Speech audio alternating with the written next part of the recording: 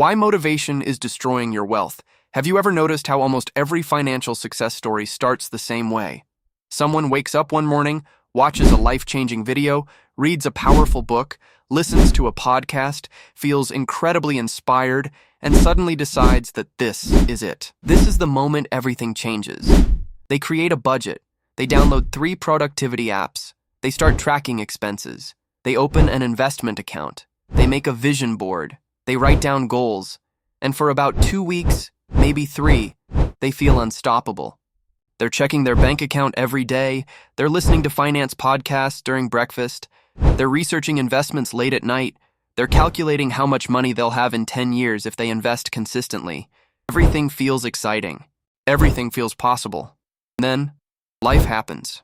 Work gets stressful. A bill shows up unexpectedly. The excitement fades. The budget becomes annoying. The investment account gets ignored. The goals stay written down somewhere, but never get looked at again.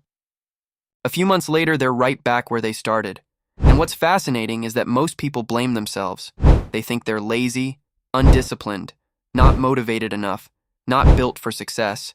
But what if the problem isn't a lack of motivation? What if motivation itself is the problem? Now that sounds ridiculous at first. After all, motivation feels like the thing that gets people moving. It's the thing that inspires action. It's the fuel behind achievement. But the more I studied money, wealth building, human behavior, and financial psychology, the more I started noticing something strange. My name is Tim, and I spend way too much time thinking about money, human behavior, and why some people quietly build enormous wealth while others spend years chasing financial breakthroughs that never seem to arrive. And honestly, one of the most surprising patterns I've discovered is that many people who become financially successful aren't more motivated than everyone else. In some cases, they seem less motivated, less excited, less obsessed, less emotionally invested, which sounds completely backwards. But by the end of this conversation, I think you'll see why relying on motivation might be one of the biggest financial mistakes people make. Because wealth isn't usually built during moments of inspiration. It's built during ordinary Tuesdays. It's built during boring months. It's built during periods when nobody feels excited, and understanding that difference can completely change how you approach money for the rest of your life. So let's talk about why motivation might be quietly destroying your wealth. Most people think they're addicted to spending, but many people are actually addicted to motivation. Think about it. How many times have you watched a financial video and immediately felt energized? You suddenly wanted to fix everything. You wanted to save more, invest more, earn more, become more productive. You felt powerful, focused, determined. For a brief moment, you could practically see your future self living the life you wanted, and honestly, that feeling is amazing. The problem is that feeling becomes the goal. Instead of building wealth, people start chasing motivation. They watch another video, then another, then another. They buy another book, take another course, listen to another podcast. They're constantly consuming inspiration, but they aren't actually changing their behavior. It's a little like standing at the edge of a swimming pool and reading books about swimming every day. At some point, knowledge stops being useful. You have to get in the water. I remember talking to someone who could explain compound interest better than most financial advisors. He understood index funds, he understood budgeting, he understood asset allocation, he understood retirement planning, he understood everything, but he hadn't invested a single dollar, not one. For years, he wasn't lacking information, he was addicted to the feeling of learning about money rather than the reality of managing money. And that distinction matters, because motivation creates emotional highs. Wealth creation requires repetitive behavior. One feels exciting, the other feels boring. Guess which one most people choose? The exciting one. Every single time. The irony is that motivation often gives us the illusion of progress. Watching a video about investing feels productive. Reading a finance book feels productive. Researching financial strategies feels productive. But none of those activities increase your net worth by themselves. Your bank account doesn't care how motivated you feel. Your investments don't grow faster because you're inspired. Your future doesn't improve because you consumed another piece of content. Results come from behavior. And behavior is usually far less glamorous than motivation. Wealth is built by boring people. This sounds harsh, But hear me out. When people imagine wealthy individuals, they often picture ambitious entrepreneurs making bold moves and taking huge risks. And sure, some people build wealth that way, but many don't. Many wealthy people are surprisingly boring. They automate savings, invest regularly, avoid unnecessary debt, live below their means. Repeat for 30 years. That's it. No dramatic breakthrough, no cinematic moment, no motivational montage with inspirational music playing in the background. Just consistency. I once heard someone describe wealth building as watching paint dry. At first I laughed, then I realized that's actually a perfect description. Watching paint dry isn't exciting, but if you walk away and come back later, the wall has completely changed. Investing works the same way. Month by month, nothing seems to happen. Year by year, progress feels slow. Then suddenly a decade passes, and the results become impossible to ignore. The challenge is that human beings are naturally drawn toward excitement. We want rapid progress, quick wins, visible rewards. We want proof that our effort matters, immediately. But wealth often operates on delayed gratification. You make sacrifices today for rewards years later, and motivation struggles in environments where rewards are delayed. That's because motivation feeds on emotional feedback. Discipline feeds on systems, and systems don't care how you feel. A system works when you're excited. A system works when you're tired. A system works when you're stressed. A system works when you're busy. Motivation disappears. Systems remain. That's why some of the wealthiest people aren't necessarily the most motivated. They're often the people who built systems strong enough to survive their lack of motivation. The dangerous financial roller coaster. Let's imagine two people. Person A gets extremely motivated every few months. Person B feels average most of the time. Nothing special, nothing dramatic. Person A goes through cycles. They save aggressively for 3 weeks, then spend recklessly for 2 months, then get inspired again, then quit again, then restart again, then quit again. It's constant financial turbulence. Person B invests the same amount every month regardless of mood. Not because they're inspired, not because they're excited, because it's scheduled, because it's automatic, because that's simply what they do. Now here's the question. Who wins after 10 years? Almost always person B, and it isn't even close. The reason is simple. Financial success rewards consistency more than intensity. A person who saves a little every month for years often outperforms someone who occasionally saves huge amounts, but can't sustain the behavior. This is one of the most frustrating truths about money, because dramatic effort feels more impressive than small, consistent effort. Yet small, consistent effort usually produces better results. Nature works this way too. A river doesn't carve through rock because of one powerful moment. It does it through continuous pressure over time. Wealth works similarly. Small actions repeated thousands of times become extraordinary outcomes. But motivation encourages the opposite mindset. It encourages emotional extremes, huge commitments, aggressive goals, massive transformations. And when those transformations inevitably become difficult, people assume they've failed. In reality, they simply built a strategy around a temporary emotional state. Why motivation makes you impatient? This might be the most expensive effect of motivation. It creates impatience. Think about how motivation feels. It creates urgency, energy, momentum, a desire for immediate action. That's useful in some situations. But wealth creation is usually a long-term game, and long-term games punish impatience. When people are highly motivated, they often want results immediately. If investments don't grow fast enough, they start looking for better opportunities. If savings feel slow, they start chasing shortcuts. If progress seems boring, they search for excitement. This is where people get into trouble, because impatience creates vulnerability. And the financial world is full of people eager to profit from your impatience. Get rich quick, double your money. Financial freedom in 6 months. Secret investing strategy. Exclusive opportunity. The language changes. The promise stays the same. Fast results. And fast results are incredibly attractive when motivation is driving your decisions. But wealth rarely grows like a rocket. It grows like a tree, slowly, quietly, almost invisibly, for years. Then eventually everyone notices. The problem is that most people quit before reaching that stage. They dig up the seed every week to check if it's growing.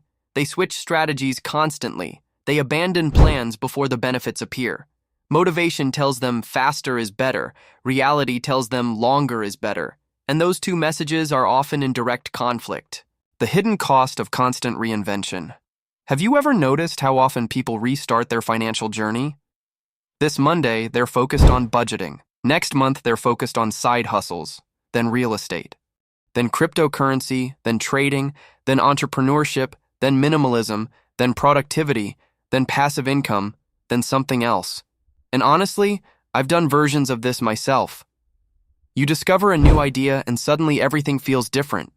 You convince yourself you've finally found the answer.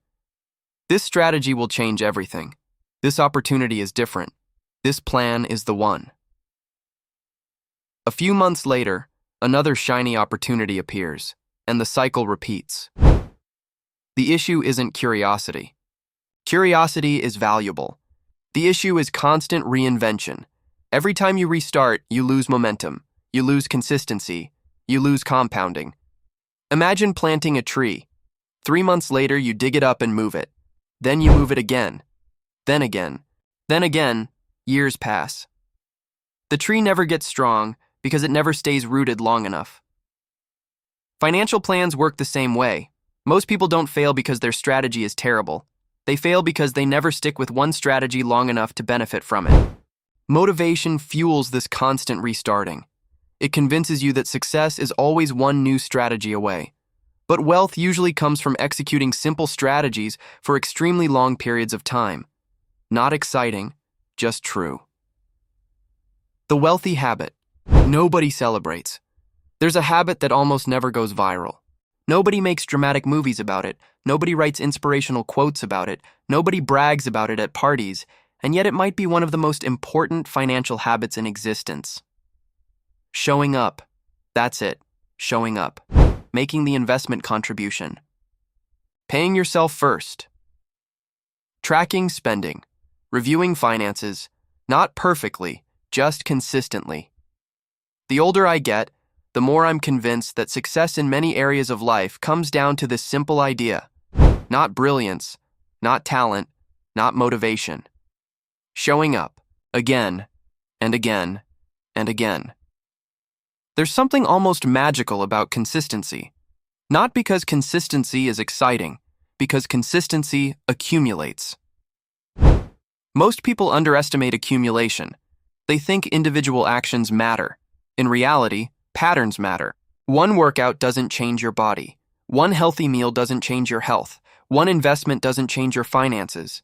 But repeated actions eventually create entirely new realities. The challenge is that accumulation is invisible while it's happening, and human beings struggle to stay committed to invisible progress. That's why motivation feels so appealing. It provides immediate emotional rewards. Consistency often provides none, at least not initially, but eventually, consistency wins. Almost every time, building wealth. Without motivation, so if motivation isn't the answer, what is? Systems, environment, automation, simplicity.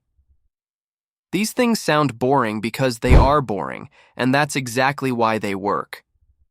Imagine two investors. One relies on motivation. Every month they decide whether they feel like investing. The other automates everything. Money leaves their account automatically. No decision required, no emotion involved. Who has the advantage? The automated investor. Every single time. Because they've removed human psychology from the equation. And human psychology is often the biggest obstacle. We like to think we're rational. We're not. We're emotional creatures constantly inventing logical explanations for emotional decisions. That's not criticism, it's just reality. The less your financial success depends on your emotional state, the better. Create automatic transfers, simplify accounts, reduce decisions, build routines, remove friction. Design your financial life so success happens by default. That way, even when motivation disappears, progress continues, and motivation will disappear. That's not pessimism. That's normal. Nobody stays motivated forever. Nobody. The goal isn't permanent motivation. The goal is permanent progress. Those are completely different things. The quiet power of identity. There's one final idea that's worth discussing, and honestly, it might be the most important one.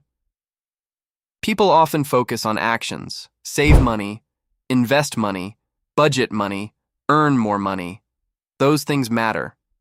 But beneath every action is identity. What kind of person do you believe you are? Because motivation says, I need to feel inspired before I act. Identity says, this is simply what I do. That's a profound difference. A motivated saver saves when inspired. A person who identifies as a saver saves regardless of mood. A motivated investor invests when excited. A person who identifies as an investor invests because that's part of who they are. One depends on emotion, the other depends on identity, and identity is far more stable. Think about brushing your teeth. Most people don't wake up motivated to brush their teeth. They do it because it's part of their identity and routine. It feels normal, automatic, expected. What if saving money felt that way? What if investing felt that way? What if financial responsibility became part of your identity rather than a temporary project? That's where lasting change happens. Not when motivation peaks. When behavior becomes normal.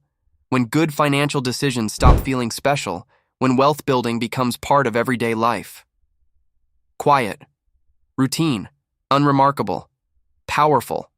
Conclusion. If there's one idea I hope stays with you after this conversation, it's this. Motivation is not the foundation of wealth. Consistency is, and those two things are very different. Motivation feels powerful because it's emotional. It creates excitement, momentum, possibility. It makes us believe change is happening. But wealth is rarely built during moments of inspiration. It's built during ordinary moments. The monthly investment nobody celebrates. The budget review nobody posts online. The automatic transfer nobody talks about. The small decision repeated hundreds of times. That's where wealth lives. And honestly, I think there's something comforting about that. Because if wealth depended on constant motivation, most of us would be in trouble. Life is messy. People get tired. Stress happens. Motivation comes and goes. But systems can remain. Habits can remain. Identity can remain. You don't need to wake up every morning feeling inspired to become financially successful. You don't need perfect discipline. You don't need endless enthusiasm. You just need a process that continues working when enthusiasm disappears. And maybe that's the real secret. The people who build wealth aren't necessarily the people who feel the most motivated. They're often the people who learned how to keep moving when motivation left the room. So the next time you feel that surge of inspiration after watching a finance video, reading a book, or listening to a podcast, enjoy it. Use it. Let it help you start, but don't depend on it. Use that motivation to build systems, create habits, automate good decisions, make progress easier tomorrow than it is today. Because motivation is a spark, a useful spark. But sparks don't build wealth, they only start the fire. The fire itself is built through patience, consistency, and thousands of ordinary choices that nobody notices until years later. And the good news? You don't need to become a different person. You don't need a perfect plan. You don't need another burst of motivation. You just need to take one small action today that your future self can repeat tomorrow. Then do it again, and again, and again. Not because you're motivated, because that's who you're becoming.